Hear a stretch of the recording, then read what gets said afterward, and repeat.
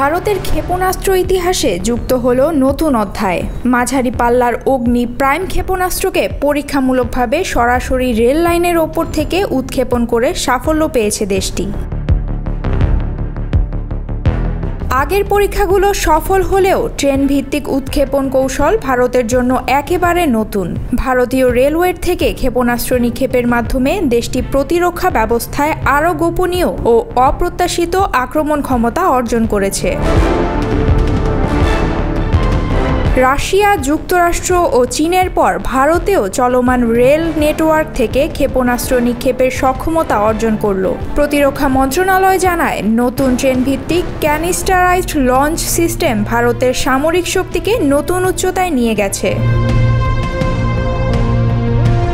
রেলপথে মোবাইল লঞ্চারের মূল সুবিধা হলো প্রত্যন্ত অঞ্চল থেকেও ক্ষেপণাস্ত্র ছোড়া যায়। সড়ক যোগাযোগ না থাকলেও রেল নেটওয়ার্কের প্রায় ৭০,০০০ কিলোমিটার বিস্তৃতি ভারতের জন্য বাড়তি সুবিধা এনে দেয়। যুদ্ধক্ষেত্রে শত্রুর নজর এড়াতে রেল সুড়ঙ্গ আদর্শ আশ্রয় হতে পারে। উৎক্ষেপণের আগে ক্ষেপণাস্ত্র সেখানে লুকিয়ে রাখা গেলে শেষ মুহূর্ত পর্যন্ত অবস্থান গোপন থাকে। সময়মতো ট্র্যাকে এনে হঠাৎ আঘাত হানা সম্ভব হয়। রেলপথে চলমান লঞ্চার হঠাৎ পাল্টা আঘাতের ক্ষেত্রে বিশেষভাবে কার্যকর। ট্রেনের ভেতর ক্ষেপণাস্ত্র লুকিয়ে রাখা এবং প্রয়োজন মতো গন্তব্যে নিক্ষেপ করা যায়, যা প্রতিরক্ষা কৌশলকে আরও জোরদার করে।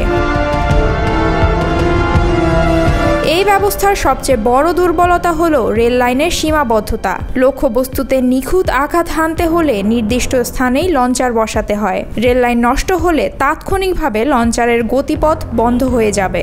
বিশাল রেল নেটওয়ার্ককে সার্বক্ষণিক সুরক্ষিত রাখা তাই কঠিন কাজ। বিশ্লেষকরা বলছেন, ট্রেন থেকে অগ্নি প্রাইম নিক্ষেপ ভারতের কৌশলগত শক্তি আরও বাড়িয়েছে। এতে প্রতিরক্ষা পরিকল্পনা এখন আগের চেয়ে বেশি নমনীয় ও অপ্রত্যাশিত আক্রমণ পরিচালনায় সক্ষম। তবে রেলভিত্তিক এই ব্যবস্থার নিজস্ব সীমাবদ্ধতা ও নিরাপত্তা ঝুঁকিও থেকে যাচ্ছে।